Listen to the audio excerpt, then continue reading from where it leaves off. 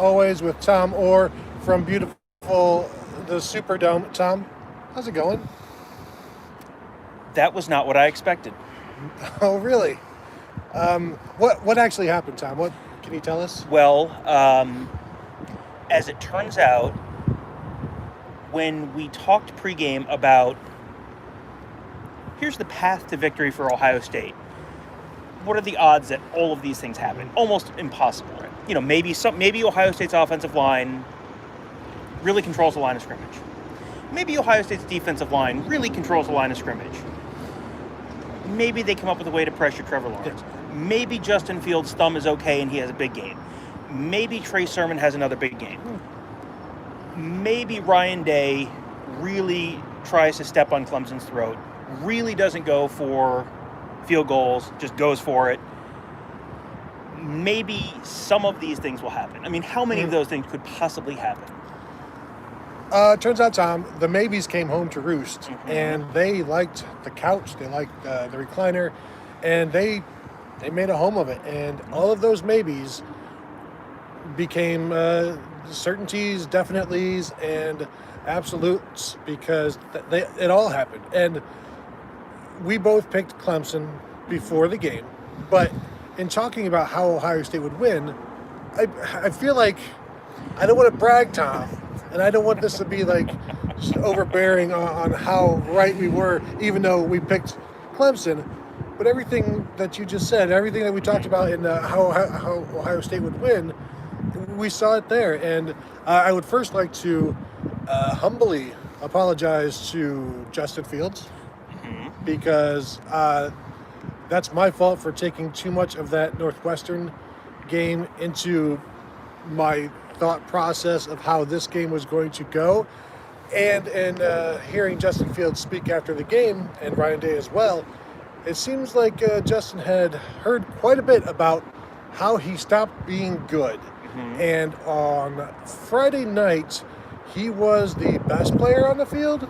He was good, at least. I mean, he was extremely good. And I mean, before we go too far down the rabbit hole, and people start saying Justin Fields is a better quarterback than Trevor Lawrence. Troy Smith was a pretty darn good college quarterback, and when your offensive line is just absolutely getting mauled on every single play, you can look like a very bad quarterback while still being a good quarterback. That was Trevor Lawrence. That was.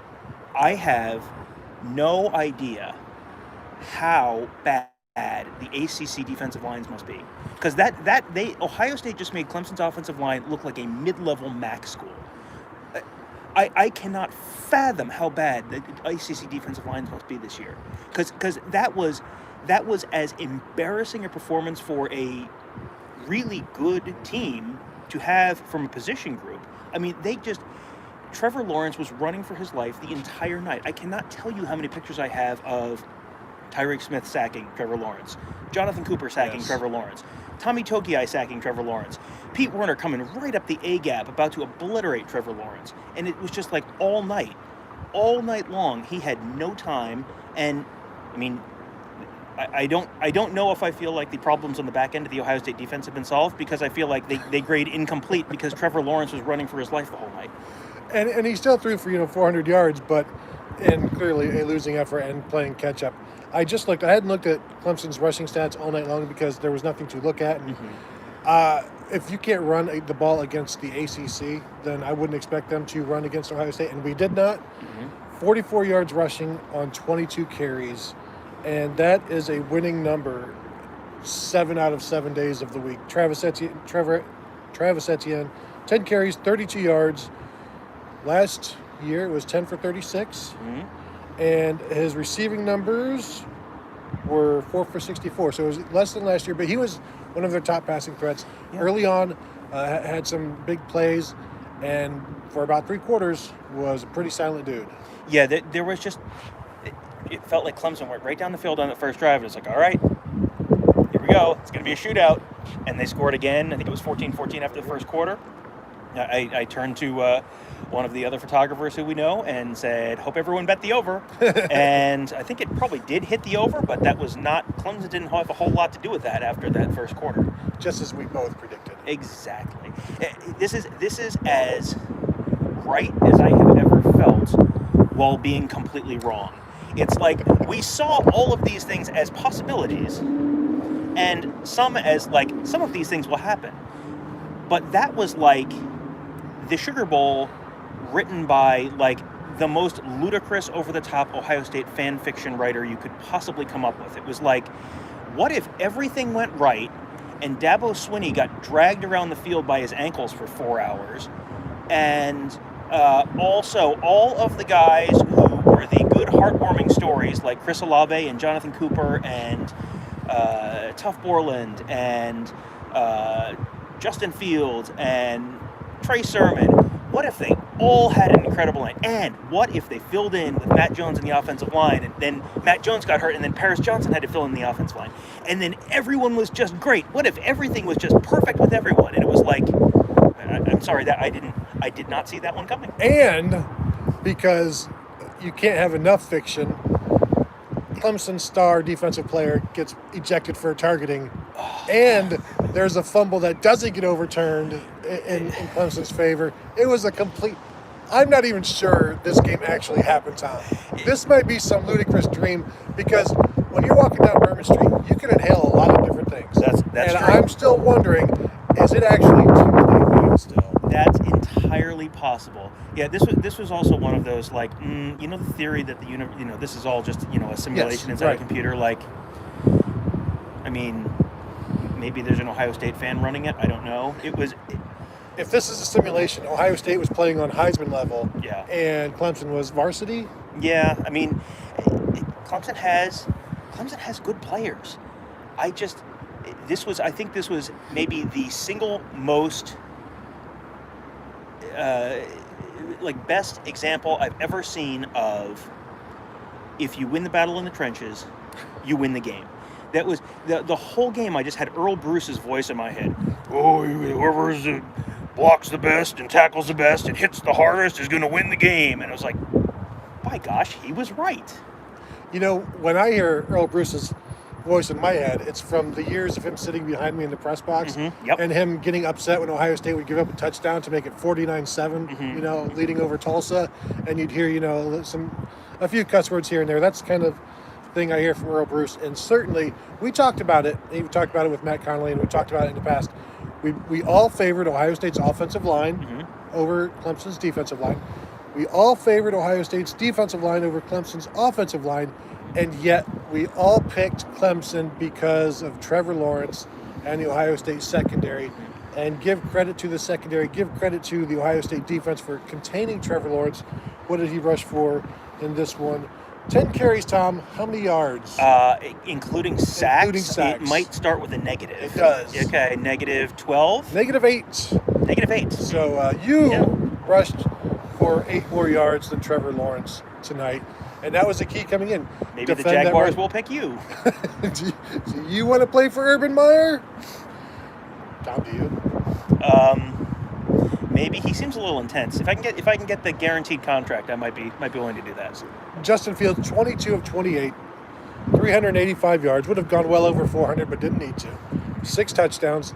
The 1 interception. Did you see what Ryan Day said about that interception? That Ryan Day said it was his fault because he should have run it. Should have called a run. Should have called a run. And that was at the beginning of the third quarter, right at the beginning of the third quarter, and it was like a brief flicker of hope for Clemson that, they got to stop. Because Ohio State, going into the half, Ohio State got the ball back with, 2 minutes left in the half, something like that. And that might have been when Fields got hurt. Was that when Fields got hurt? Or was that another drive? There were so many. The problem is... It was the second half? Speaking of living in a fantasy land, the reason I'm having trouble keeping this straight is because there were too many touchdown passes to tight ends tonight for Ohio State. Speaking of things that we kind of joked about on the pregame show, the 30-year long con of Ohio State never throwing to the tight end, it paid off tonight because Clemson went, tight ends aren't eligible receivers. And there goes Ohio State calling 3 trick plays and throwing 3 touchdowns to tight ends. Had one to Ruckert, one to Luke Farrell, and then the one right before halftime to Jeremy Ruckert, kind of right at the goalpost. That was the one where it was like, they might boat race, this team, because they were getting the ball to start the second half, and that made it 28-14, right? 35-14? It was 35-14 because they're on pace for 70 points at halftime. And it was like 35-14, and it's like they might score a touchdown and go 42-14. Right. And then they didn't. And then Clemson scored a touchdown and it cut it to 35-21. It was like, okay. Yeah. And I think I tweeted, like, Ohio State needs 10 more points to feel comfortable. Like, they can score 10 more points, and there's no way Clemson catches up. And I think they scored 14 more points. And that interception, I knew exactly where he was going because Olave was lined up wide, then motioned inside, and it was going to be like this long out route. Mm-hmm. And there were 3 or 4 Clemson players like waiting for it, but it was also, I guess, batted. Yeah, it looked like it got tipped or something. And they credited the somebody with the tip on that. So that's the lone interception there. But yeah, it's crazy that we talked about, hey, don't forget about the tight ends in the red zone. We talked the red zone issues last year. Maybe we've seen open tight ends in the end zone this year. Justin Fields said the same thing, that he hasn't been looking at the tight ends enough, and that was part of the focus this week. It wasn't necessarily the game plan, but if you have those guys as the primary receiver, which I believe Luke Farrell was on his first touchdown because Fields just waited for him to turn. That was a long route. That was a long, slow developing play, and because tight end, dude. Yeah, well, but it was like I think that was like I don't think that was a planned route. I think that was like he ran his route and then Fields was kind of scrambling, so he broke off to the side. I don't think that was a called route. I might be wrong. I think I just watched it. I watched it on the replay screen after the game. But Farrell wasn't just a quick stop route in the end zone from like 8 or 9 yards out? Maybe I'm thinking of a different. You're thinking of the run left, throw back to Rucker?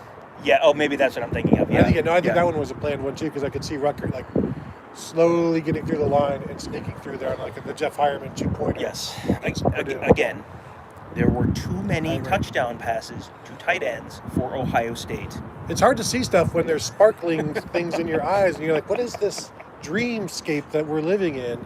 And again, reiterating, I apologize to Justin Fields for ever doubting him. I probably now here's where we get into do we continue to doubt him to make the fans happy, or do we go like, you know what, I've got to stick with this guy because I've done it all year except for this one game, or does that make the fans happy?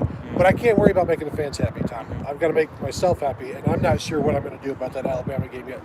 Trey Sermon, 31 carries, 193 yards, 1 touchdown. Was also instrumental in the passing game. 4 catches, 61 yards. Almost had a 91-yarder in there, except his elbow was down, his knee was down, his butt was down. That's the Michael Dyer play. Yes. I mean, sure, absolutely. And it was coming. That was coming right at me. It was like, oh man, if this stands up, I'm going to have some great pictures of this. And I still have some great pictures. And yes, we'll wait a couple months, and no one will remember that play didn't count, and it'll have great pictures. It'll just be in the iconic photos of Eddie George and Beanie Wells and Antonio Pittman and J.K. Dobbins, of all these guys being chased by everybody. And that will be, it was just one of Trey Sermon's long touchdown runs. One of the extremely long touchdowns that Ohio State scored. I mean, there were a bunch. They solved their red zone problems by largely not going into the red zone and just scoring from further out. It was like, well, that was, But they were like 4 for 4 in the first half, or maybe the first. And it's like once they got the 4 for 4 scoring touchdowns in the red zone, I'm like, well, this game, how can you possibly can't lose, because we said 5 of 6 would get it done. Yeah. And so at 4 for 4, I cashed in my chips. Yeah. No, it was at halftime. That game was like, unless something goes extraordinarily wrong, game's over. At halftime, I mean that touchdown right before the half was like, okay, and they're getting the ball back in the second half. Unless the roof falls in, the game's over, which is insane. That scenario is exactly why I never want the ball to start the game. I always want to defer. Yep. Because you get back-to-back possessions, and you have a chance to just add 2 scores and change the entire game, or put the first nail in the coffin. And it almost happened. Well, there's that concept of the middle 8, the middle 8 minutes. 4 minutes before the half, 4 minutes after the half. If you get the ball to start the second half, you can do basically 2 straight possessions. Make it, take it. Yeah, exactly. You get to make it, take it at around halftime. That's why everyone always defers. Tough Borland. I mean, started his MVP night by winning the coin toss. They go out, they they defer, they get the ball to start the second half, and again they didn't end up scoring. But it was, even when they didn't score, it wasn't that Clemson stopped them. It was just they went all the way down the field, and then Justin Fields made a mistake. It was just all night long. It was like, oh, Clemson doesn't have an answer for any of this. No, and it was fun to watch Ohio State huddle. I haven't seen it in a while. I was like, what are they doing? That's not a... They don't have... They've got too many guys in the backfield. That's like 11 guys in the backfield. You can't have that. You can only have, like 4 or 5. And then they get out of the huddle and they run to the line. I don't know what that is. And then they snap the ball. And, of course, Clemson didn't know what it was either. And it's just... It was impressive to watch when Ohio State just has complete control. Somebody asked, I don't know, Fields or Day after the game, like, this is really like, you guys haven't played this well all season long, which isn't true. They've played this well, but it's been against, like, lesser teams. And this was their best game, but they made Clemson look like everybody else. Well, yeah, they made Clemson look like the half against Indiana, or the half against Rutgers, or the half against... basically the whole game against Michigan State. But this was Ohio State for the first time putting together the whole thing. And this is one of the other things we talked about was, okay, what does this look like? We still have not seen the finished product Ohio State team. And, really, you still haven't quite seen them because they were missing a starting offensive lineman and, missing Zach Harrison on the defensive end. Tyler Friday. You're missing 2 of your rotation defensive ends. That's one of the things that makes me wonder, what would this have looked like with those guys? That was one of the big reasons that I thought, we had heard both of those names, Harrison and Friday, being out. That was one of those things that was like, well, even if Clemson's offensive line isn't very good, and we had, lots of indications that they weren't very good. We talked to Matt Connolly about that. That was an issue. It was like, how much will Ohio State really be able to take advantage of that? Because you're missing 2 of your really key defensive ends. And the answer was all. They were able to take all of the advantage of it. Jonathan Cooper, massive game, and we can go through the heartwarming stories one at a time. But Jonathan Cooper, just to remind you, this time last year, Jonathan Cooper sat out the college football playoff game against Clemson because he wanted to come back. He had 4 games he could play. He had played 3, and it was, okay, do you want to play against Michigan? Do you want to play in the Big Ten championship game? Or do you want to play in the potential college football playoff game? And he chose to play against Michigan because this is Ohio State and that's what you do. So he had to stand on the sidelines perfectly healthy and watch his team come that close to beating Clemson. And that had to absolutely eat him alive inside. And to come out tonight and be a part of, to be a captain and to be a part of the unit that was the most dominating of any unit on the field, that had to be unbelievably fulfilling for him. Yeah, and I don't know if he was in any of those Zooms. Yeah, I hopped over. I was on the Day and Fields post-game interview, and then hopped over to the players later, and I saw Ruckert, Tough Borland, and Wyatt Davis. I don't know who else was on there. But so it was kind of just that to let you guys know, there were 2 separate Zooms going on at the same time, Day and Fields on one, and then a few other players on the other, and so you kind of had to pick which one you wanted to do. And of course I was trying to get questions into both Day and Fields. Got questions into neither, which is... These things happen. It has not been a good day for me in terms of trying to get content things. We had a motorcycle. That was a car. I wish it was louder. But of course, I'm not here to complain about myself and my day, because Ohio State was pretty good. Pete Werner, Justin Hilliard, recovering a fumble. That dude, he's like one of those dogs that, he's a bomb sniffing dog. Mm-hmm. He's a football sniffing linebacker. And if the ball is on the ground, I don't care how many people are fighting for that ball. I'll put my money on 47, and I bet he comes out with that. And was that Cooper or Togia who forced? Togia forced a fumble. I think Cooper did, and Tyreek Smith did. Yeah. They didn't recover all of those. I think maybe just 2 of those. But, man, if Trevor Lawrence, Ooh-wee, the poor guy was running for his life quite a bit from this defense. And we've picked up a whole bunch more viewers. So I'll say again early, I'll say again what I said earlier. Trevor Lawrence, like none of that game was on Trevor Lawrence. That was on an offensive line that could not protect Trevor Lawrence. He was running for his life the whole night. And once you're just constantly under pressure, at some point, like you start looking. You take your eyes. You're not looking downfield. The eyes go down to, okay, who is about to mash me? I have a shot of Tommy Togiai. I tweeted this out. You can find it on my Twitter account. Tommy Togiai squeezing.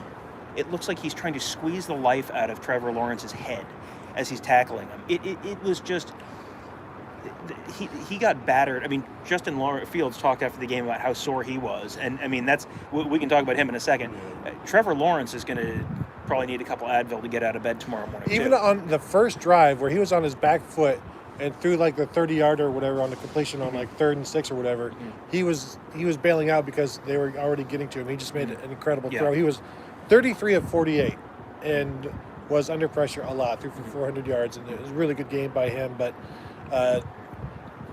He just, he doesn't play defense. No, he does not play defense, and neither does Clemson. That was let's credit Ohio State though. No, and that was again, that's an offensive line having its way. That's if you are constantly blowing the other team off the ball, and you have a running back who is finding the holes, even if they're not the hole right in front of him, and cutting back. I mean, Trey Sermon had another big game. Trey Sermon. I think you could look at the Northwestern game and go, okay, how real is this? Is this just hey, he had one big game? The answer is no. He just had 192 yards or something. 193. I mean, and pregame we said what was a big game for him? 180. If he had 100, I think I said if he had 120 and Fields had 80, they'd have a pretty big day. Well, I mean that's we said if those two guys have 40 carries. That's a win. Yeah. You know how many carries they finished with? I'm going to guess either 39 or 41. 39. And that involves a couple of sacks. Does that mean Ohio State lost? No, it means Ohio State won. Let's talk about Justin Fields. Because when he got to the post game and he sat down, when he sat down, he was in pain and he was like visibly and he was making noises. Yeah, he was groaning. Yeah, he was groaning like, when I go for a run that's like a longer run than I normally do, and I get out of bed the next morning, it's kind of yeah. And then when he got done, more of the same. And they asked him, "Hey, what did the doctors tell you?" And he said, "Well, he was in there. The doctors didn't really tell him anything. He just told him where it hurts. They gave him a couple of shots, and sent him back out. And obviously."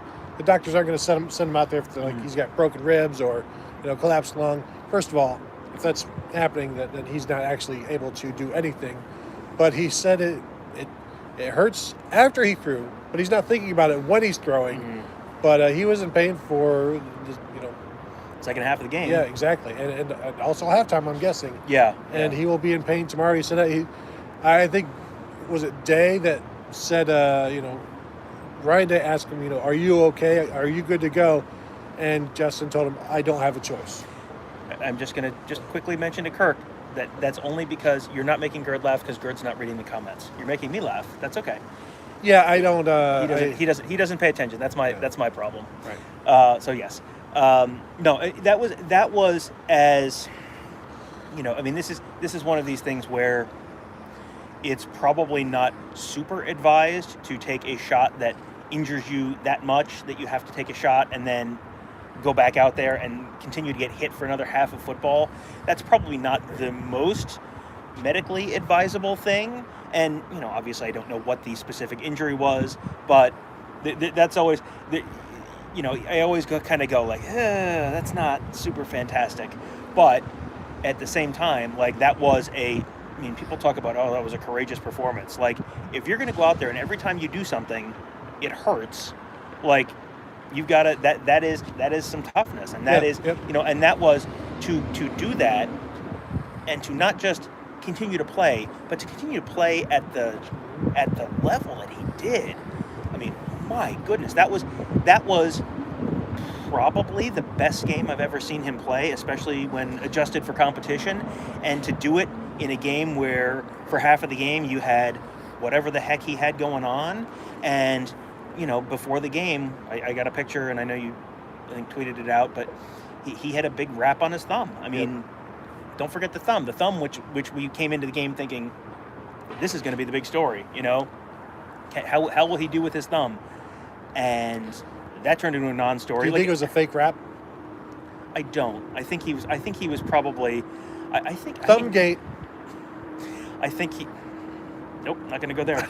I think he. Whatever it was, he was. He said on Monday like he'll be good for Friday, and he was good for Friday. He was fine.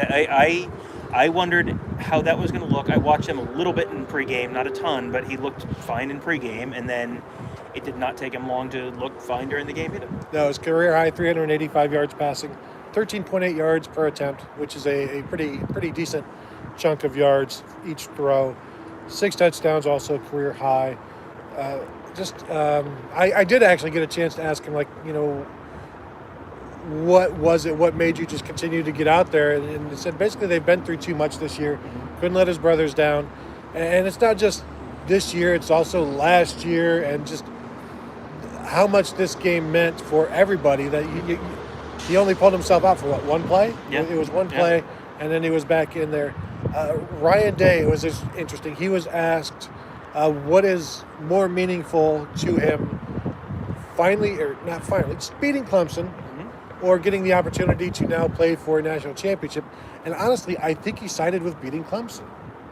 It wasn't clearly playing for a national championship, which tells me it was definitely beating Clemson. Yeah. And that was just the whole year sort of centered around getting back here. And that was, you go back and watch the pregame video that Ohio State put out, narrated by Chris Olave. And it's just all about, is this the beginning of the story? Is this the end of the story? And last year was, it felt like the end of the story when they lost that game. And then this year developed in the way that it did. And, they had all these bumps along the way, and it looked like they weren't going to get to play at all. And all the stuff that happened to make it possible for them to play. And then all the stuff that happened during the season to make it possible for them to go to the Big Ten championship game. And, would they have enough? Should they be left out of the playoff for only playing 6 games? Okay, then they got in.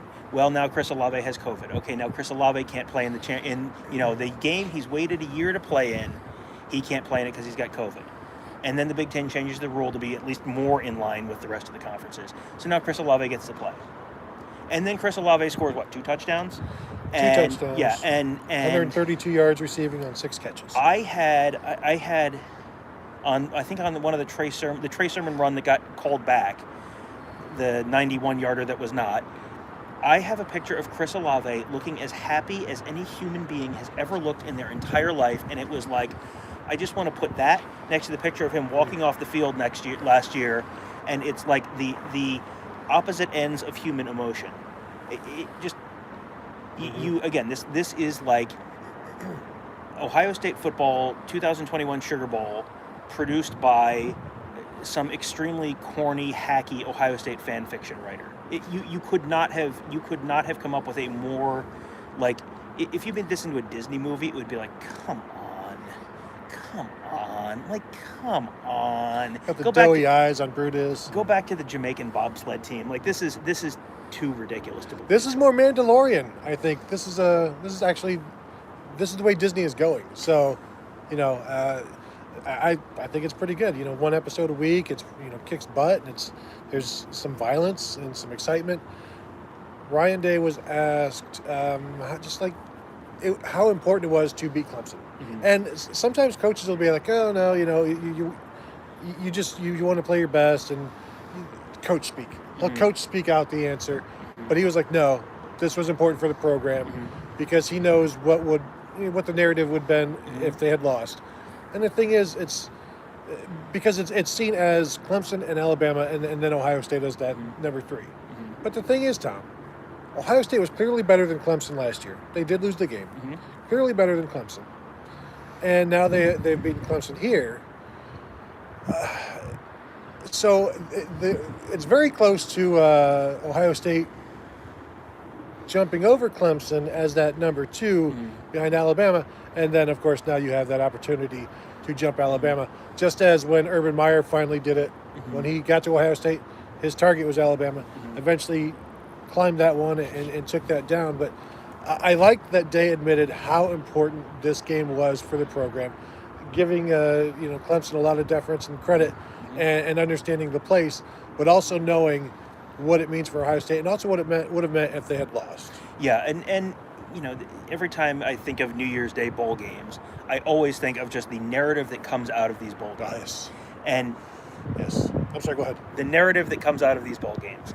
And, you think back to, I don't remember what year it was 2011, 2012, something like that, where the Big Ten had a New Year's Day where it went like 0-6. And there were it was 4 years. It took basically Ohio State winning the national championship to end the Big Ten is terrible because look at this terrible New Year's Day they had. Now, the ACC just had one of those. The ACC just had its 2 big teams just dragged around the field like lifeless corpses. So it won't turn into an ACC narrative like that because ESPN owns the ACC network, so it won't turn into that. And it probably was not fair for it to turn into that for the Big Ten. But in terms of narrative, in terms of Ohio State is the team that can't win the big one. Ohio State, yes, they won in 2014, but what have they done since? They just lose to Clemson every time. And then they blow it against Iowa, and then they blow it against Purdue, and they're the team that blows it. Well, now they're the team that just annihilated Clemson. I mean, just took Clemson, tied them to a stake, and beat them for 4 hours. And that's impactful. Yeah. That is something that this is going to resonate on the recruiting trail a little bit with some of the later classes. This is something that's going to, whatever happens against Alabama, if Ohio State loses by 30 to Alabama, the narrative is going to be this was an incredible Alabama team. Because Ohio State just completely annihilated Clemson. So you can't say, well, they're a terrible team. They didn't play anyone. They're just right. That's done. They're established now. Yeah.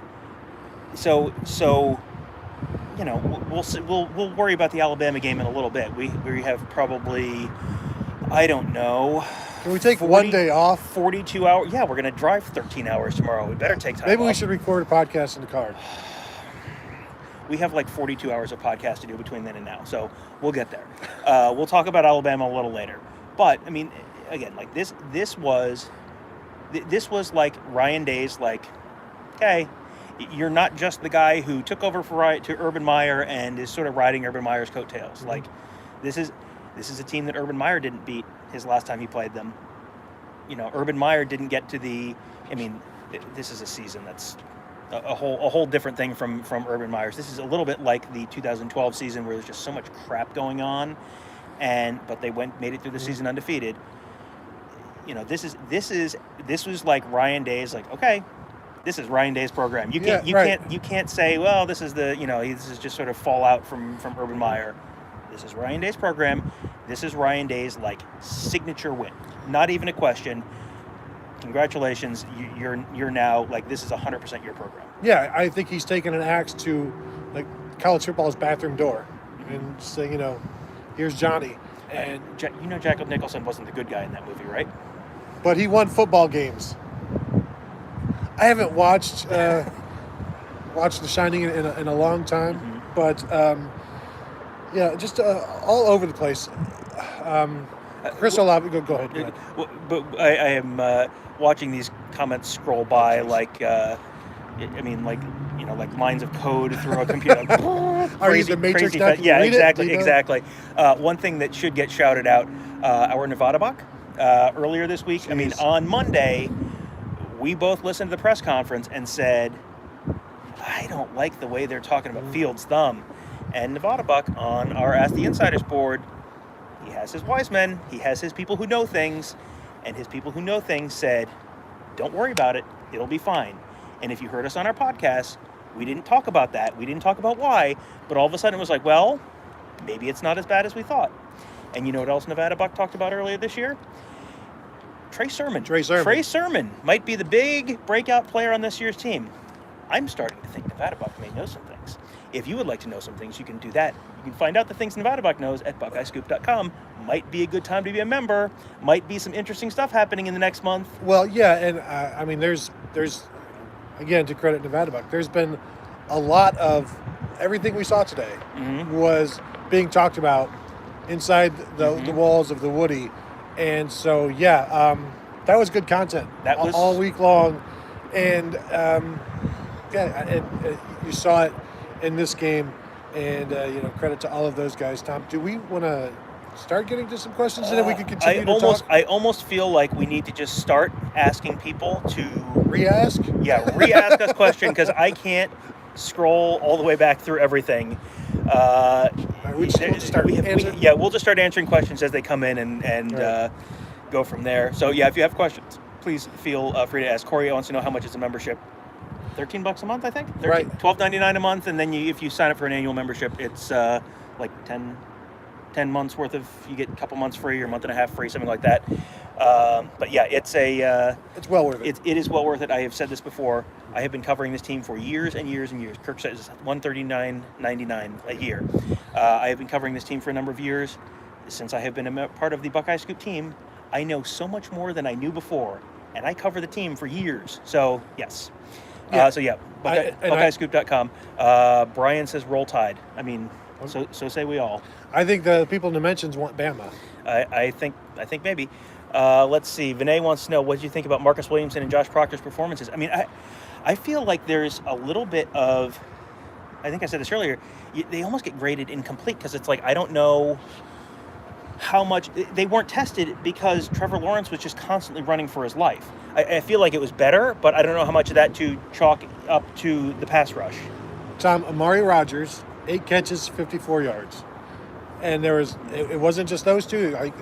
Pete Werner knocked him down a couple of times, but and we said mix your defenses with Rodgers and figure out different ways. But I thought everybody did really well, because it was one of those things. If it's 11 catches for 80 yards, that's a win.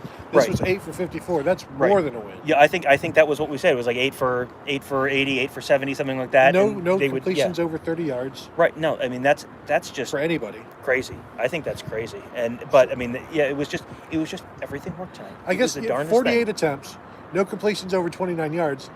I think that's a pretty good day. I would not have predicted that, and in fact, I probably did not predict that. The pool gets a little deeper in the next game. They've got a pretty good wide receiver, from what I understand. A little bit of a deep threat. It'll be fun to watch. Now, Justin Fields, of course, 28 attempts, had completions of 56, 45, 34, 26, and 47. Jameson Williams, who we talked about. Yeah, Jameson Williams, who some people were ready to bench in the pregame. He's fine. Who, okay. Me? No, not you. No, not you. I told you that in private. No, you definitely did not tell me that in private. Ben says, keep the same offensive line even if Miller is good to go. It's interesting. Matt Jones played pretty darn well. And I thought that when Wyatt Davis went down and looked like it was a real bad knee injury, it was like, oh no.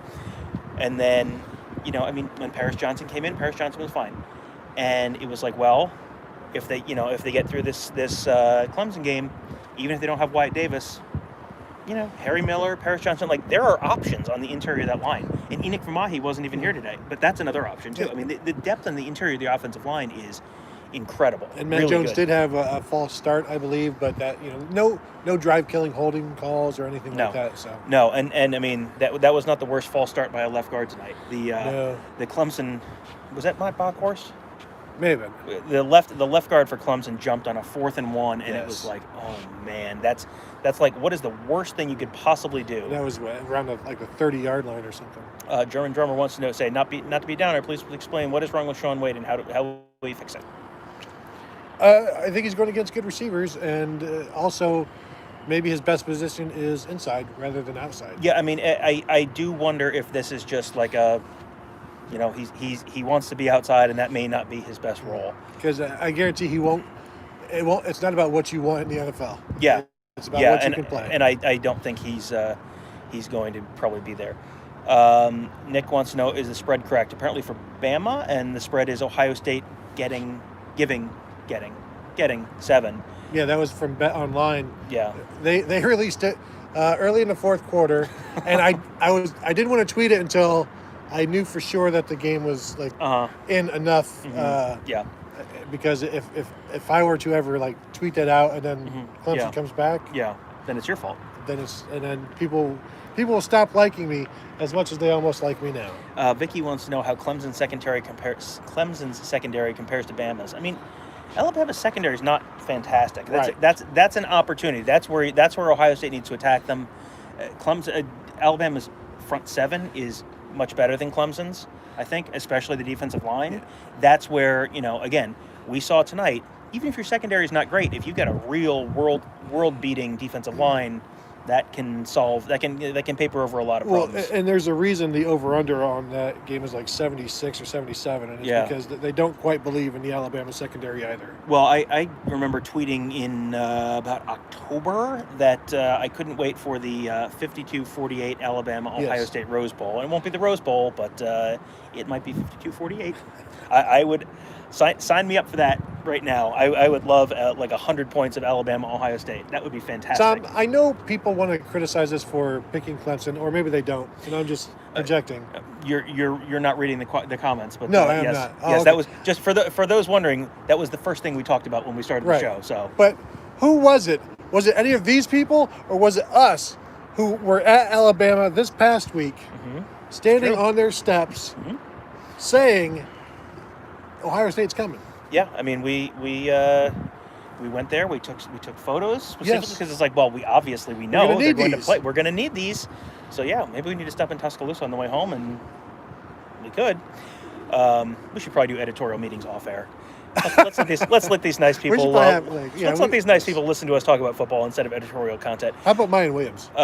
Mayan Williams was good. He didn't play a ton, but I mean, for a guy who everyone thought was just like, well, he is so quick too. He's just that in-state guy who they took because they had to have something. They needed a warm body to fill the roster spot.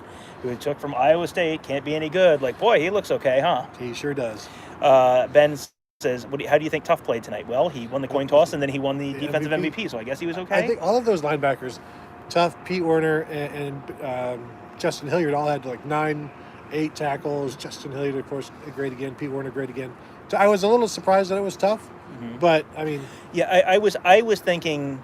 I mean, Pete Werner at the beginning of the game looked like he was going to break Chris Spielman's record with 28 tackles or whatever. Quarter. Yeah, he had an insane start, but the whole front seven was incredible. I have never seen an Ohio State front seven play that well against this. Very sound, very few missed tackles. Also, give credit to Lathan Ransom. Quite a bit in the nickel and did not look like he shouldn't be out there. Hey, I think that was something else we might have heard from Nevada Buck. Yes, it was, Tom. I'm so tired of that guy spoiling everything. Let's see. I liked football back when it was exciting, and I didn't know what was going to happen. Michael wants to know, when it was tied 14-all, were you thinking who was going to have the ball last was going to win? And how surprised were you that Ohio State dominated the way they did? I thought just coming back and making it 14-14 was a nice statement. But again, they hadn't stopped Clemson yet. Yeah. So there was like, well, first let's see this defense do something. We know now that Justin Fields is okay. He's throwing the ball fine. We know they're going to be able to run the ball, but we still need to see the defense step up, and then they did. And then they continued to step up, and it was 3-and-out, 4 and out, and overall, again, I have to apologize to the defense as well. I'm apologizing to a lot of people today, and I'm sorry to the Ohio State secondary for what I have said. I didn't mean to be wrong. I don't like to be wrong. I'm wrong a lot. I'm pretty good at it. Vicky says, don't forget about Hilliard. I mean, I think we've done the Chris Olave thing. I think we've done the Jonathan Cooper thing. So, okay, let's have the Justin Hilliard conversation. Justin Hilliard came to Ohio State as a 5-star linebacker. Justin Hilliard then proceeded to get hurt in different ways every single year, and it was just like, oh, this year's his bicep. Oh, he blew out his Achilles. Oh, it's something else now. And he was just the star-crossed guy who couldn't get on the field and was I was all ready to have him be, like Preston Harrison from the 90s, like the guy who is like this otherworldly athlete, and it's just like he just can't stay healthy. Mike D'Andrea. Yeah, Mike D'Andrea too. And Hilliard comes in, and they needed him to play Sam, and that was a big concern. It's like, okay, who's gonna be on ETN out of the backfield? Who's gonna be in the Sam spot, especially because we knew the Friday and Harrison guy COVID things were issues. So it was like, okay, they might need Baron Browning to be an edge. So then, okay, so who plays Sam? And it's Justin Hilliard. And it was like, that might be the single biggest matchup concern is like, okay, how will he do against Travis Etienne? And it was like, oh no, he was really good all game. And he's another guy. It's like, I have so many pictures just of Justin Hilliard tackling people. How many tackles did they miss tonight? Did they miss? I mean, it was like 2. Yeah. I mean, incredible. 2 or 3. Yeah, incredible. And the thing about him, he came into the same class with Jerome Baker, who just finished up his 3rd year in the NFL. Yeah, the crazy. 2015 Yeah. class. Yeah, sixth year senior. And every time he's been able to play, he has played well, like throughout his career. Mm-hmm. And whether it's special teams or getting spot time or doing the four linebacker look last year and some more of it this year. I thought it was interesting when Baron Browning was on the edge, he would drop back quite a bit and then force Trevor Lawrence to like drop off that first read he was going to, and it was they did quite a few things to try to slow down Trevor Lawrence, and he's really good. Adam wants to know, this is a great question, regular nuggets or spicy nuggets? Spicy. Obviously. Demand, what was your favorite moment of the night? I think the play action touchdown to Chris Olave, where it's just it's perfectly thrown, running right to it, and it's in the air for a long time, and you're just thinking, like, the throw last year was just like flashing through your mind, even though it was a longer throw than that one, but just kind of full circle, kind of some redemption going on, and Olave wanted that one, and that's always just a fun play to watch because he's so freaking good at that. And I don't care who the corner is, I'll take Olave every time. Yeah, that was also what I was going to take. That was exactly the play I was going to take. Same reason. I mean, just the game he had last year, and then there is a reason he was the guy they had narrate the hype video for this game. This was his story. This is the end. The end to this chapter of his story. That was like a good for him kind of moment, Yeah. And boy, I was shooting in the end zone that they were coming towards, and I just the way Justin Fields wound up, I was like, all right, I'm just gonna come right off him and find whoever the heck he's throwing to because it is someone real close to me. And so I got some good pictures of that. And when we're media, so you try to stay like indifferent, but there are guys that. After everything they've been through, you're like, good for you. Yeah. And Olave, Justin Hilliard, all of these guys, Jonathan Cooper, where just the human story of it. You're like, Yeah. Good. Yeah. Good for the. You want to see someone who has gone through a whole heck of a lot have that pay off in some way. You go back to some of the shows we talked about earlier this week, where it was, here's this incredible narrative arc of this year and all the stuff they've gone through. If they had lost tonight, if they'd come out and lost 31-10 tonight, that would have been a deeply unsatisfying end to that story. It would have been like, oh, well, sometimes bad things happen to good people. Yeah, right. Well, that's life, basically. Do you want to see Hilliard or Browning? Jason wants to know. I think right now they've decided that Hilliard is the guy. And now Browning, he was on the availability list, last week or week before, or did he miss some time? So I think he might have been a COVID casualty of the Big Ten championship game. So there's some issues there where maybe he's not 100%. But I said it before the game. As many snaps as you can have Justin Hilliard out there, you should have him out there. Don't take him off the field. I think if your name is Justin and you are a Buckeye, you should not leave the field until the game is over. I don't know how Justin Hilliard will do on offense or Justin Fields on defense, but I will take my chances, sir. Vinay says Josh Parker almost had a pick six. I don't know if he had a pick six, but that's the second time in 2 games that he's had an interception that was like almost. And then it led to a touchdown for Clemson. Yeah. Three plays later. How about that Lathan Ransom?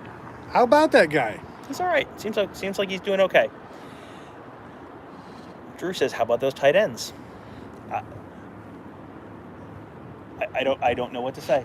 I said earlier, this is like the payoff of a 30-year long con. There has never been a question that these guys are good enough. Jeremy Ruckert was a 5-star coming out Yeah. of high school. He was the number 1 tight end in the country. He's been great. Luke Farrell's been great. It's not like they've been bad players. They've been fantastic all-around players. It's just they don't get the ball thrown to them. And every time we talk to the tight ends, someone asks the same question, which is basically like, so what's it like being when you came here, did you know they weren't going to throw you the ball? And then all of a sudden tonight, 3 touchdowns. What the heck? And Justin Fields, we mentioned this early in the show. Justin Fields said that he knows he wasn't looking at the tight ends as much as he could have, especially in the Northwestern game. And so they kind of went in this week. He was determined to make sure that he did that this week, and you saw the results. And I think that can become a part of your offense. And when you're facing Alabama and you can have as many different offensive weapons as possible, I think that's a good thing. Yep. Nick wants to know what to do with Fields' injury. Could it be a break? I mean, we don't know. I think they don't completely know. Yeah. So we'll see. That's a TBD. And honestly, I don't know that we're ever going to get, maybe we'll get an answer after the Alabama game. He might be wearing, like, if he comes out and he looks like he's wearing about 6 flak jackets. Yeah, I was going to say I would not be surprised to see him in a flak jacket at all. If an offensive lineman goes down with the Rona, just plug in another 5-star guy, no problem. I mean, that's why you do it. I mean, that's why you're recruiting all of these guys. Yeah. Kirk says Pony knew it all started with Pony. It always does. If you want to know who Pony is, sign up to be a member at BuckeyeScoop.com. Let's see. Tanner says, was this more important than the Alabama win in 2014? I don't think so. No. I mean, that was Ohio State hadn't won in 12 years at that point and had a bunch of pretty spectacular failures in the postseason not super long before that. So that was probably bigger. And, Alabama is still Alabama. And Clemson is right there. But Alabama's Alabama. And especially 2014 Alabama was, right there. And that win put Ohio State up there with Alabama and Clemson. And this win puts them, I think, over Clemson. And so that 2014 win established Ohio State as one of the top 3 programs in the country, like for everyone to see. And they've been there consistently since, and now maybe taking a step up to challenge Alabama for the throne. DK wants to know, who's the greatest Cooper ever? Jonathan, John, Winnie, or Alice? And let me reframe this question for you. Gosh. Who's number 2 behind Winnie Cooper? I say ask 10-year-old Tony, and he'll give you the Winnie Cooper answer. Boy, we are already bumping up against the number of comments we can have on here. Let's see. I'm just gonna scroll down a little bit. Sorry, we have to skip a couple people because we're too many of you are asking good questions. Dusk Thunder says, I'm a Bama fan. I was questioning if OSU was legit, but after this game, OSU is definitely the best team in the country. I don't think Ohio State's definitely the best team in the country. I see what you're trying to do. I think if Ohio State was definitely the best team in the country, Las Vegas would not be giving you 7 points to pick them against Alabama. And Dabo wouldn't have ranked them 11th, sir. Boy, I tweeted out a video of this, and I don't know how much it came through on TV, but multiple times during the fourth quarter, the Ohio State fan base, yes, which largely included Ohio State parents and families, was chanting Dabo, Dabo, Dabo. I think they wanted him to let him know, hey, we're over here. Yeah, it was also cool to see after the game the players going and seeing their family members, and there's just, even though it was clear across on the other side of the field, I don't know what kind of pictures you got. I did not get any pictures because there was no point, but you could just see kids running around like they were kids again. Yeah. Jameson Williams was right in front of me. I have some good pictures of Jameson Williams talking to his family. Vicky says the White Davis injury was a cause for concern. He played. He came back after that and it was fine. He talked in the post game, so I was shocked at that. The way he went down, as long as he was down, and the way he got carried off and didn't walk off the field, I thought, oh no, that's the end of his season. The offensive linemen, I've seen it happen so many times where they're almost carted off, but because they have these crazy braces, they somehow make it through. And also, they're pretty tough. And if Kirk's listening, we should probably talk about something else other than how tough offensive linemen are. Ugh, they're the worst. Michael says, do we need a place to crash on the way to Miami? We have airplane. So unless we please don't say crash. Unless we DB Cooper our way out of that airliner, if we are not stopping at Michael's house. Let's see. What was wrong with Wyatt? I don't know. It looked like a knee, but Yeah. I don't know the answer to that. And by the time we got to his Zoom call, he was probably already done talking about it. Wade isn't playing his natural position, says Cool Kid. Yeah, I agree. I think we agree he's a with that. slot. I think he's a slot. Yeah.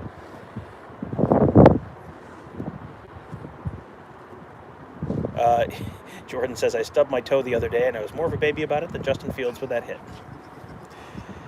Several recommendations for Cafe Du Monde. We may try and do that on the way out The of lines town. have been so long. Yeah, We'll have to find one with a short line. yeah.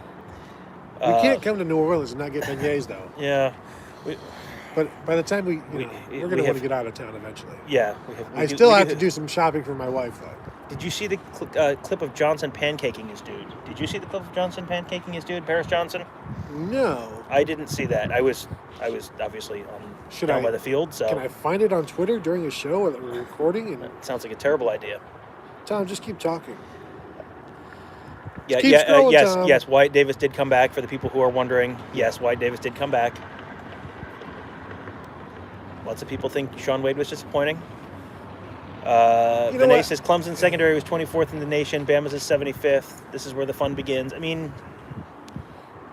yeah. I mean, you're going to hear this a lot, but Alabama gave up a ton of points to Florida in the SEC championship game. Alabama gave up a ton of points to Ole Miss in their game, and I mean, this is one of these things where I think now that Ohio State has gone through that and done what they did there, I don't think if the last time Ohio State played Alabama here, the building behind us, they're down 21-6, and it was just like, yeah, it's fine, you'll be fine. I think that if they're down 21-6 to Alabama again, I don't think they're going to panic. Right. Now, and they talked about that there was no panic on the team. Getting back to Sean Wade real quick, mm-hmm. I think when he gives up catches, like they're really good throws. Mm-hmm. And so credit the quarterbacks a bit. Yes, every DB should knock down every pass that is within reach of him, but that doesn't happen. And so I do, as we said earlier in the show, we both expect Sean Wade probably to end up on the inside in the NFL. And we've said in the past that they can't put him on the inside on this team because they don't have enough outside corners right now. So, it is what it is. We'll see how he does against Devontae Smith. Mm-hmm. DK says, did Trey Sermon just join Eddie, Archie, Zeke, Keith, Hopalong, Chick, etc. in the legend of Buckeye running backs in just 7 games? I can't. Even though I'm a person who says Kurt Warner's an NFL quarterback, an NFL Hall of Fame quarterback, Pro Football Hall of Fame quarterback, mm-hmm. He also played like 7 seasons. I can't... the one and dones, and it's not even a one and done, it's a 1/2 and done. I do consider Greg Oden an all-time great Buckeye, mm-hmm. but that he played 30, 35 games. When Trey Sermon plays 35 games in a season, mm-hmm. then come talk to me. One other thing I want to touch on real quick. I started talking about teams panicking a little bit. I think you saw Dabo Swinney panic a little bit tonight. I think that was a guy who, and on the pregame show we talked about, they'll be fine to start on offense. Yeah. Once Ohio State adjusts, then what? Well, the then what was everything stops working. And I think that was a coach who has not been getting his butt handed to him like that before and was very uncomfortable and unsure what to do.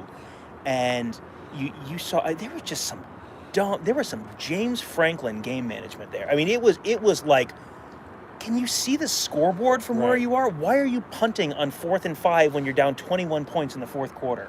Why are you not onside kicking after you score a touchdown? Like, you have to, you're 3 scores down.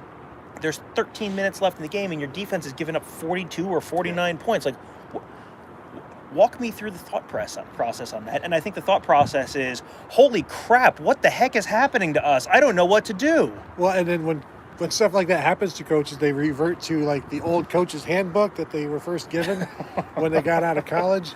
But I forget what I was going to say, Tom. It was probably something about Dabo doing something he shouldn't have, and it's too bad. That was just you could just see the panic. It was like I wanted to say. Yeah, go ahead. Tony Elliott, offensive coordinator, not being there. We said before the game, we'll see what happens in the second quarter, third quarter, and fourth quarter. What kind of adjustments are made? And I was not very impressed with their overall. I think it shows you how bad the ACC is, that they can't run the ball, and yet the ACC could do nothing about it anyway. That was the strangest thing. They couldn't run the ball at all. No, again, Trevor. It helps to have an extremely good quarterback like Trevor Lawrence. And Cool Kid says Trevor Lawrence looked rattled but threw for 400, and that's the thing. Right. He is such a good quarterback that he's running for his life, and it's like, oh man, that poor guy. He had nothing. He had no help, and it was like, what did he finish with? 400 yards. It's like the Phillip Rivers 2003 game against Ohio State and NC State, where he was just incredible in a losing effort. Kirk says, Gerd, is baby Swiss considered more baby or Swiss? Asking before I eat Swiss. it. Swiss. I hope so. A number of people wondering about Tough Borland getting named MVP. I was thinking like maybe Tommy Togiai. I wondered about Pete Werner. Pete Werner had a huge first quarter, but you could almost give it to just about anyone in that defensive front seven. I'd be like, yeah, I could see that. I didn't even see a ballot. Usually we get an email for the ballot. I never even saw one. So I would have voted Justin Hilliard, probably Pete Werner. But I mean, Tough Borland, they had like 8 or 9 tackles, and let's give him some credit. And again, he won the coin toss, which got Ohio State the 2 possessions in a row. Christopher wants to know how the Alabama defense compares to the Ohio State offensive line. I don't know, man. Like, believe it or not, I have not watched a ton of Alabama the last couple of weeks. We have. Guess what? We're going to be watching a lot of Alabama, talking about a lot of Alabama the next couple of weeks. And there's almost no reason to watch Alabama beyond the first quarter, because that's the thing. Yeah. And really, they don't play competitive games, and so it's not. We only get time to watch so much football. I'd rather watch competitive games, which is why we can't watch Alabama. Right. Christian says, I told you all. I said Ohio State would win by 22, and I'd be back to point it out. 21 is close enough. I'm sorry, Christian. We play by prices right rules here. You went over, therefore you are invalidated. Exactly. Sorry. In fact, I was closer by saying Ohio State would lose. Mm-hmm. Jason says, any chance Harrison makes it to the Natty? Now, that game is on the 11th. So, with the 17-day rule, he would have had to have tested positive 6 days ago, like on Sunday, probably. Now I'm trying to think about, when did I hear about it? When did we hear about it? Yeah. So, and the answer is it will be close. I don't know off the top of my head. Remember Nevada Buck, who we've been talking about? We'll probably figure it out for you. Let's see. Christopher wants to know what the line is for the game. It's Alabama -7. Zach Harrison update. He has COVID and did not play. Zach may be back for the national championship game. I just have this strange feeling as I'm scrolling through comments. Who's to say? We'll find out. Maybe you should join BuckeyesCoop.com. Clemson's never won in New Orleans. Buckeyes have never lost in these uniforms. Didn't Ohio State lose in the white uniforms in the 2016? Weren't they wearing the white uniforms against Clemson in the 2016? I do recall seeing a bunch of Ohio State quarterbacks wearing white. I think they were. So I think they have lost in these uniforms. But Clemson has never won in New Orleans, and that's one of those things that if you're a Clemson fan, this feels like this haunting nightmare that they've never won in New Orleans. And if you're a fan of any other team, you're like, really? I had no idea. And, at some point, this is one of these things that it becomes a thing at some point. Yep. And, is there any reason that it needs to be, like, it's a weird superstitious thing? Like, is there any through line on this? Like, no, it's just a weird coincidence that then becomes a mental block. Well, Tom, what is Ohio State's all-time record against Clemson now? 1-4. It's pretty nice. Pretty nice. What? Can we talk about Notre Dame for a minute? I know we have 1,000 questions. Can we just talk about Notre Dame and what an absolute waste of time it was a waste of time to put Notre Dame in the playoff? I put this on Twitter, like, okay, you are banned from the playoff until you can play any New Year's Six game and lose by 1 score or less. They should have to qualify. You are not invited to the playoff anymore. You are wasting everyone's time. Every New Year's Six college football playoff, BCS bowl game they've played in 26 years, they've lost by 2 scores. Stop wasting everyone's time. It's ridiculous. Oh, this is the year that Notre Dame. No, this Notre Dame team's bet. No, garbage. Get out. Tom, if you bet money on Notre Dame, though, you won. backdoor cover because Alabama stopped trying after halftime? Yes. Brian Kelly still cashed in.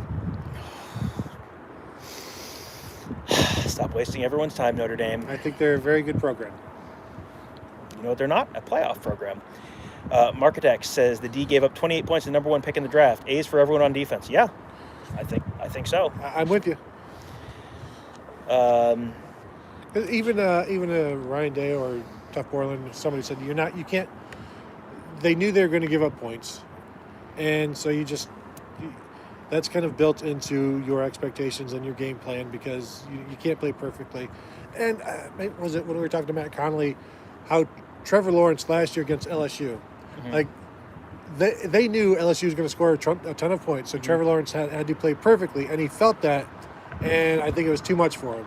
This one, he still played pretty well, knowing that he probably didn't know going in that he was going to have to be perfect. What are you smiling at? We have we have comments scrolling off because we have so many comments. Okay, sorry. Great one from DK. I'm going to scroll down a little bit more so we can catch up a little bit more. Why did anyone thank Kevin Warren?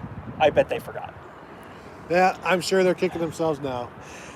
Another one more great time to just bask in the fantastic Dan Wolken tweet from August about people can do whatever they want with their time, but I don't know what 20 parents think they're going to accomplish by that one. Chef kiss. All of the national writers laughing at the parents, insulting the parents, insulting the players and the coaches, and then covering everything like they never said any of it. It's infuriating, and I'm upset at myself for not being more active on Twitter about that today. And you know what? Anytime I tweet about that, you know who just retweets the heck out of it? All the Nebraska fans who are just as tired of the same garbage. Oh, what a delight. Because people were wanting Ohio State to lose so that they could be like, this is what you wanted to come back for, to lose to Clemson again? Yeah, good job. Exactly. Someone asked earlier about Justin Hilliard, and will Justin Hilliard come back for a 7th year? The funny story about that one, Tom. Did you see? We saw that with... he was asked. He wasn't asked, was it? Cooper was asked if he and Justin Hilliard will be coming back. And when Cooper was asked that, Justin Hilliard was like right over there. And he's like, hey, Justin, you coming back? And you hear like a no. And then Cooper's like, no, we're not coming back. I think Hilliard might have his masters already. There's like 4 guys on the team that already have their masters. I think Hilliard might be one of them. He would be awesome if he came back. But at some point, like the parents kick you. You just need to go, son. Yeah, he's 28 years old. I don't think that's true. I don't think that's true. Michael wants to know if we're driving to Miami or flying. Miami is far. We are flying. Yes, the flights are booked. Yep, lots of Lathan Ransom. Yes, I agree. He's good. What was better, the SEC chant or the Dabo chant? And I didn't hear I think the SEC chant, I believe, was during the Georgia game, which was made not as good by the fact that Georgia ended up winning because of malfeasance by Luke Fickell. How cool is it, Tanish? How cool is it to see freshmen getting snaps in a playoff game? Ransom, Smith, and Jigba. I mean, this is. You look at Clemson's defense tonight, and it was, they've got a couple true freshmen on the defensive line, and it's like, okay, they got annihilated tonight. But those guys are going to be real good in a couple of years. You have a couple of those guys for Ohio State now that are like, okay, in the Cotton Bowl in 2017, it was Jeff Okudah playing as a true freshman, stepping in for Denzel Ward. And it was like, oh, okay, if you're playing already in this kind of moment, that's probably a pretty good sign. This is a much bigger moment. If they lost the Cotton Bowl, it's like, well, they lost the Cotton Bowl. This was do or die, get to the national championship game.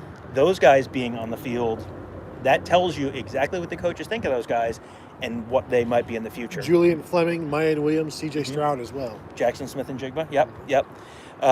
Cody wants to know what's Ronnie Hickman's status. He I think tried to give it a go and couldn't do it. So we'll see if he's that's presumably like a game time decision kind of thing maybe. So we'll see if that's something he can be back. Hickman a little banged up will be better by the 11th is what our own little wise man says. Let's see.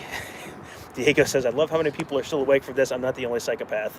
And, It's only 2 o'clock here. Yeah, I mean, it's 3 a.m. Yes, we've been talking for 69 minutes and 30 seconds, but Nice.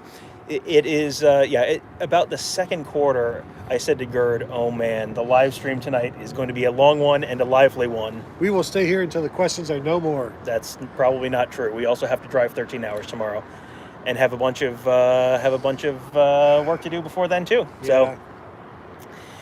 But for a good cause. Let's be honest. Chick-fil-A spicy chicken or Wendy's spicy chicken? I don't know that I've had either. So I did try to have the Popeye spicy chicken, but I think they gave me the wrong one because it was not very spicy. Still very good though. Michael says gutsiest performance ever tonight by Fields. You know what? He's had some gutsy performances. That Michigan game, where he came back and threw that pass after leaving the game. But this one, if you guys could just, we'll have video up. Mark may already have it posted. If he has the part where Justin Fields is sitting down in a chair, then he sounds like an old man, and the pain is everywhere.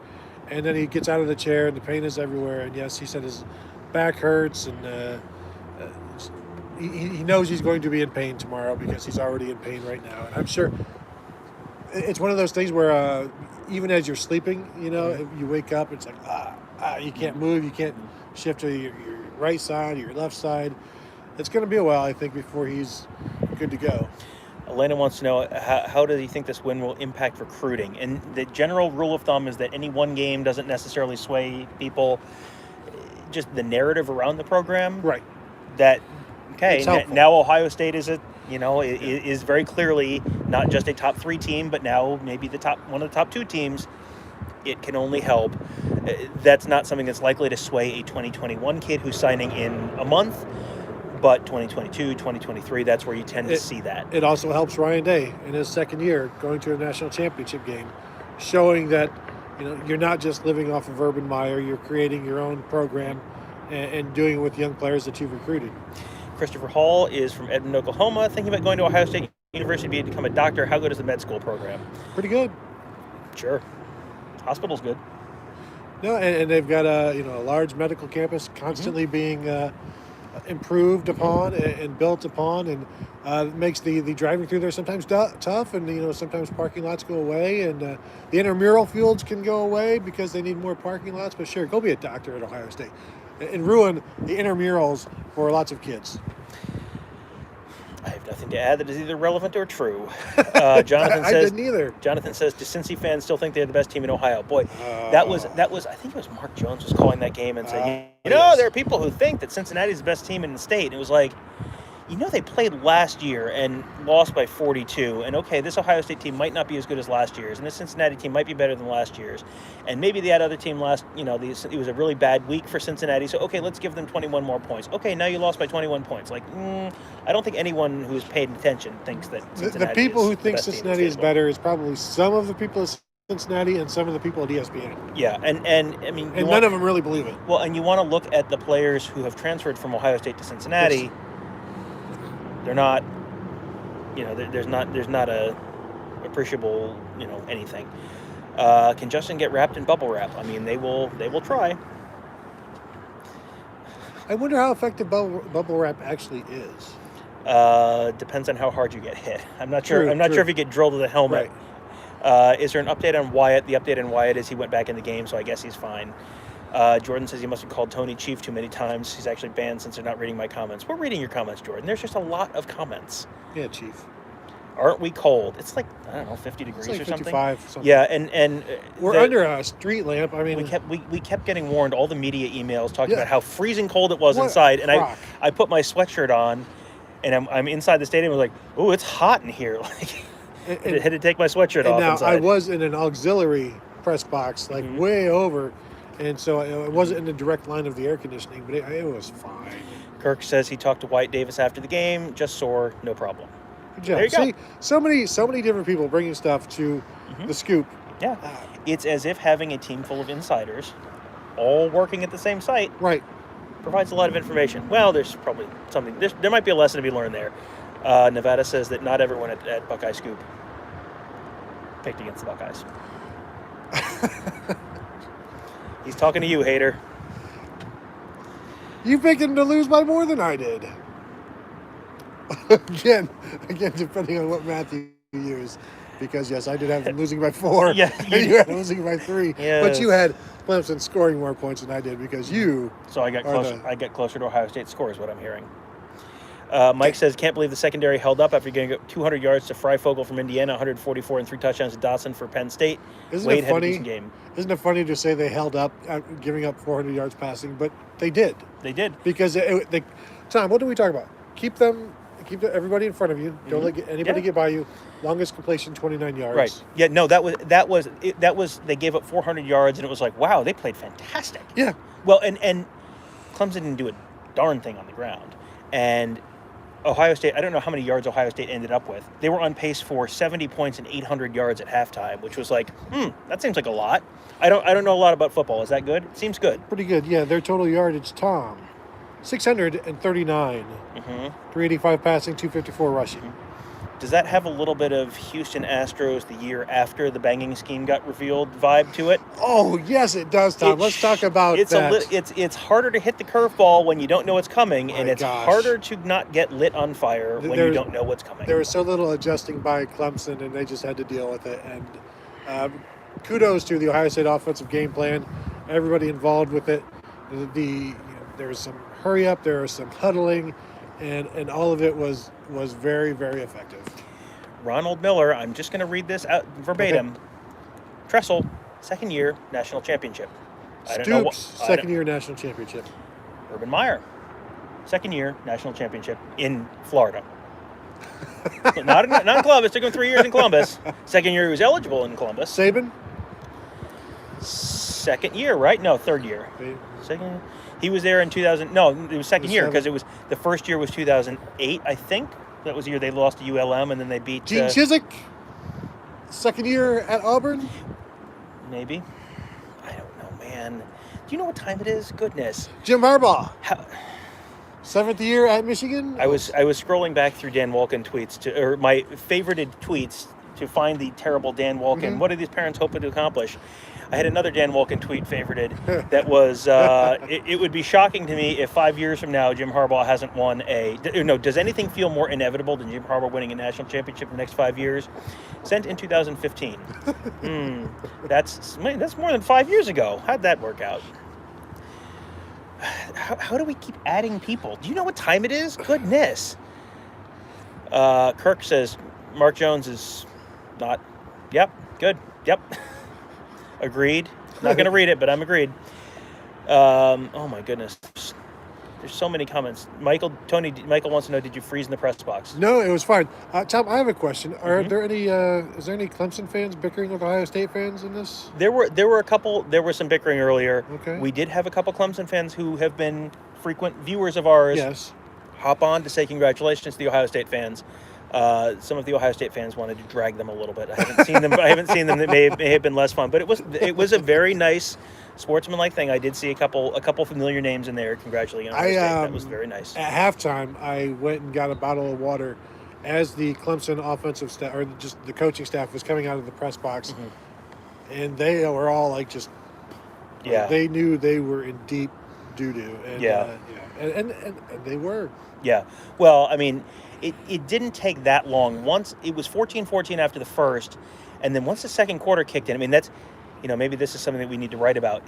This was another second quarter Ohio State game where for that has been a Ryan Day hallmark is, sometimes the first quarter fine, and then the second quarter kicks in and they just absolutely annihilate people in the second quarter. 21-0. Yeah, and the total yardage was something like 230 to 40, something like that. 230. I mean, total yardage is not a great stat. You use yards per play, but if you put up 230 yards in a quarter and you're on pace for 920 in a game, I mean, I will allow it just this once. Do not bring up time of possession. Drew says feels like they have a real shot to dominate Bama in the trenches. That is spicy, but like our matchups nearly everywhere, save for a few skill positions, OSU offensive line and defensive line are better than Bama.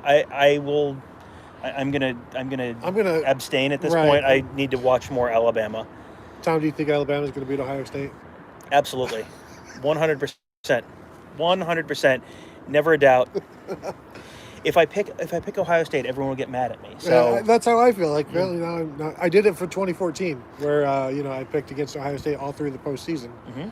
But I don't want. Also, I can't be locked into that because then the football gods will see. We'll see what I'm doing. Yeah, we gotta watch more Bama. Yeah. Ronald says the Miami Hurricane coach we beat in 2002 won in his second year. That would have been Larry Coker. He did. He took over for. We talked earlier about Ryan Day, and this was the game where it was like, okay, now this is Ryan Day's program, and not Urban Meyer's leftovers. That was Butch Davis's leftovers, and you saw that very much with Larry Coker right after that. Let's see. Someone just says John Parker Wilson. I mean, that's facts only right there. Another Alabama quarterback. Jordan says read every single comment on here or we riot. You don't scare me. Chief. Oh my goodness, you guys keep typing. So many typings. Tom, before the game, says, Tom was like, we could probably go 3 hours after the game. I'm like, Tom, that's a lot. That is a lot. At some point, my phone battery is going to die. Eric says, how good can Alabama really be? I mean, they're pretty good. I think I've heard people talk about them being the greatest team of all time. This is not the greatest team of all time. It's not the greatest Alabama team. The defense is not nearly what it was. They're a good team. They're a very good team. This is an extremely explosive offense. It's not the greatest Alabama team. Do you think there would have been people picking Clemson over Alabama? Like, what? Like 70-30, 80-20, 90-10? Clemson over Alabama? Yeah, like not many, but like 90-10 Alabama. Like, someone will. Where would you? I mean. Yeah, I mean, someone will. It's oh man, that's a spicy one. DK says Penix is greater than Lawrence. I mean, well, he's not, but also look at the score differential. That's all I got to say. Who threw for more yards? Indiana offensive line might be greater than Clemson offensive line. Stevie Scott better than Travis Etienne.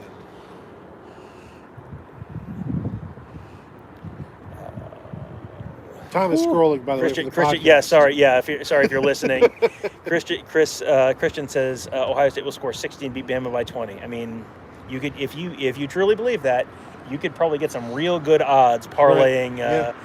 Yeah.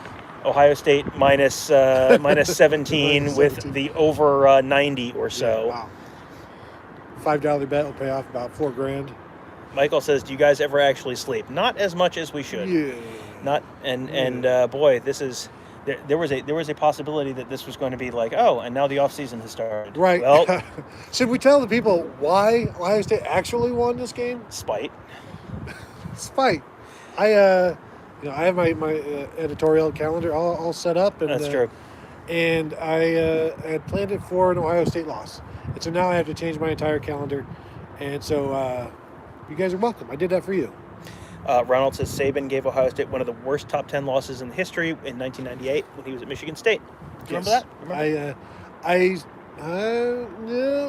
No. I was there and I still don't remember it.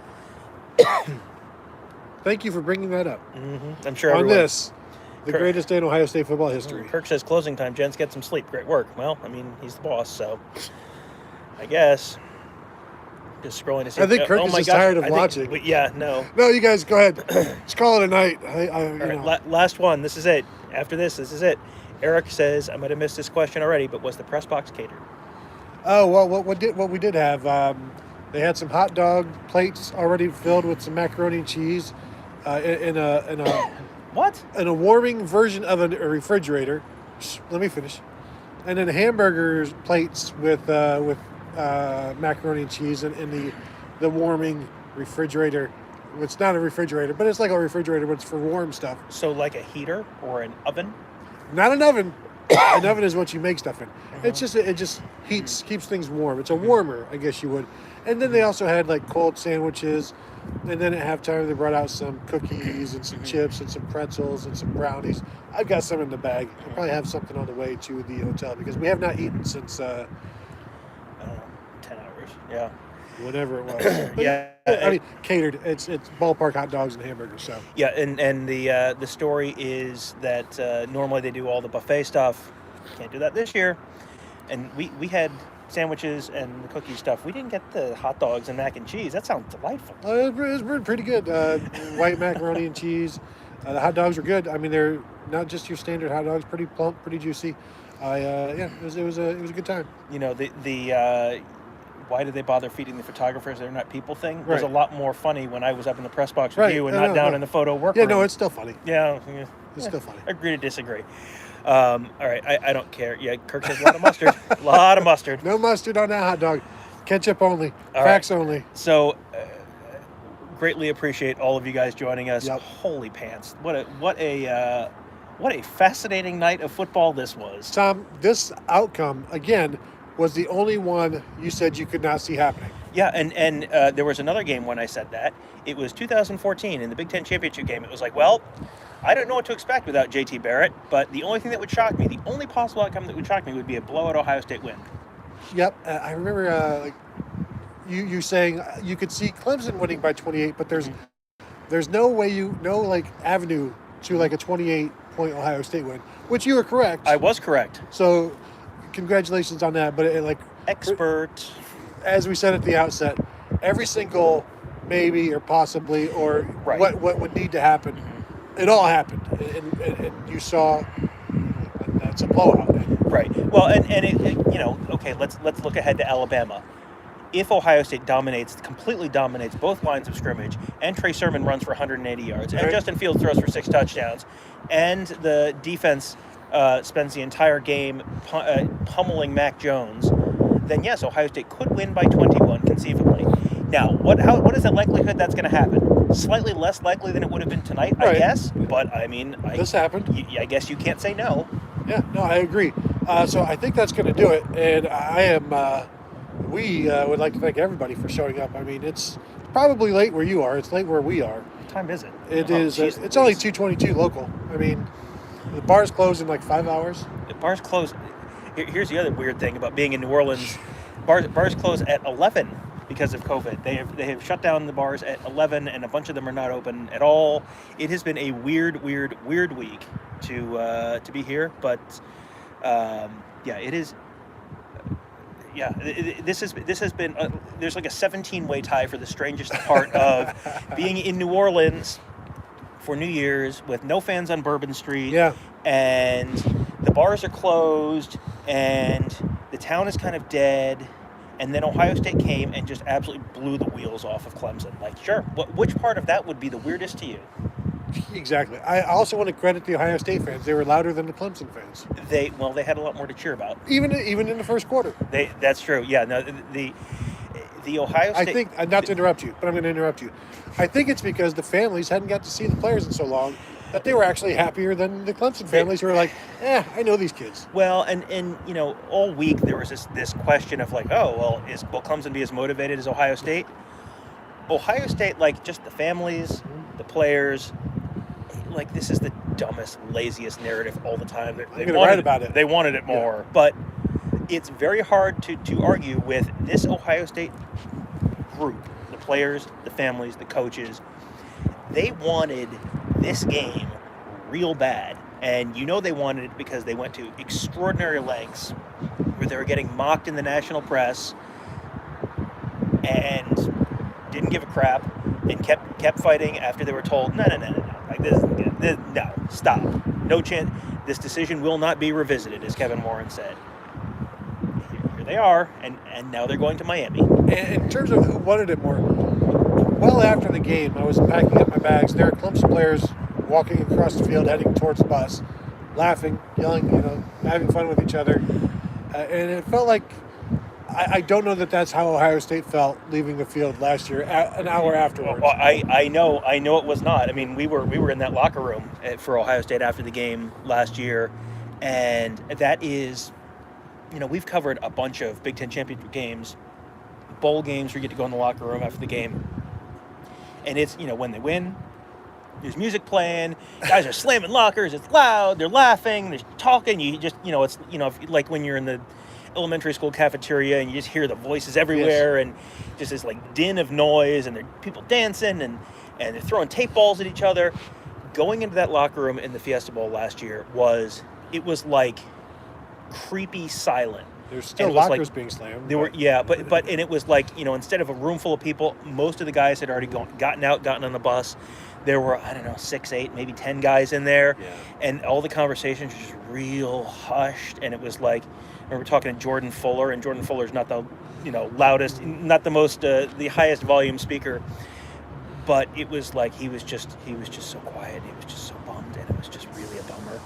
And I was there next to Chris Olave, and I was, there was someone in front of me. It was just a circle of people around him. There was someone in front of me. I was reaching my recorder like around to get it in front of his mouth, and I was 3 feet from him, and I couldn't hear him. I had to go back and listen to the recording later to find out what the heck he said. I mean, that was not a team that was, and this game was over at halftime. Yeah, right. So that's a little different than the way they lost last year, but they lost the national championship game last year, and they wanted to get back there. But they did. They didn't seem as affected as Ohio State was last year. In that locker room, you almost feel like you're not supposed to be there. You're interfering. Yeah. Like, you're interfering with like the mourning process and just coming to terms with what happened. And But so that will that do it, Tom? It better. All right, yeah, let's do it. It better do it. But we will. We're headed home tomorrow. We will have. 10 days. 10 days from now, the national championship game will be over. So. Gee whiz. Yeah, it's there is a whole bunch. There is a whole bunch of stuff to talk about and write about and podcast about and live stream about. But so make sure, and we've plugged the site already. Go sign up at BuckeyeScoop.com. Good Lord, people, what do we have to do? There's a freaking national championship game coming. Yeah, and I have said this for months and months now. At this point, give it a month. Sign up. Give it a month. It's $12.99, right? $12.99 for a month. That month is now including the national championship game. There will be a national championship game. Ohio State will be there. You guys are, all of the questions that we got about, will Zach Harrison be back for the national championship team? All of these questions are being answered at BuckeyeScoop.com by Nevada Buck and our other team of insiders. Us too. We also answer stuff. I'm including ourselves in our team of insiders. I just don't feel like we give ourselves enough credit. That's never our problem.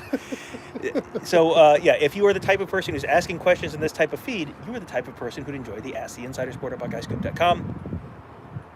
Guess what you get to do on the Ask the Insiders board? You get to ask the insiders. Hey, that's us. Hey, thank you. And all the other people that on our wonderful staff. So you can just sign up at BuckeyeScoop.com to get all of that wonderful stuff. Give it a month. I mean, I've been telling people. I told people all in December, hey, just ask for it for Christmas. If you had listened to my good advice back then, someone else would have paid for it. So why not resolve to become a member of BuckeyeScoop.com? I got to tell you, 2021. It's starting off better than 2020 did, so maybe this is the year. Only one way to find out, and that's become a member of BuckeyeScoop.com. Good job, Tom. Thank you, all of you, seriously, for watching, for helping us out with this show.